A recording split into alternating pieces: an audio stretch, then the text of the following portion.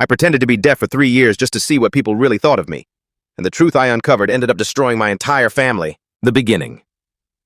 It all started in my junior year when a severe ear infection left me temporarily deaf in both ears for 2 weeks. During those weeks, I learned to read lips and discovered something fascinating. People say horrific things when they think you can't hear them. My hearing eventually came back, but I never told a soul. The betrayal.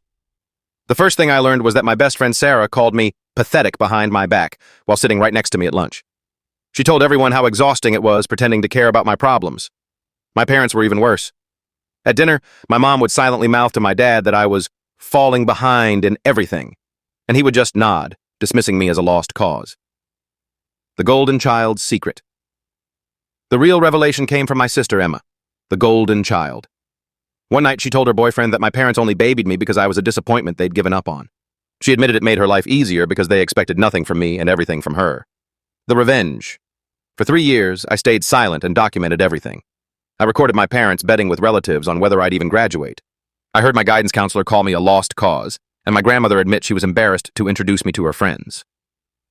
The breaking point. The climax happened at Emma's graduation party. I overheard my dad telling my uncle, "We're honestly relieved. At least one of our kids turned out normal. We can focus the entire college fund on Emma's medical school now.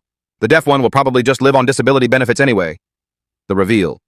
I stood up, walked to the center of the room, and clapped my hands loudly. "Can everyone hear that?" I asked clearly. The room went silent. Emma's face went white.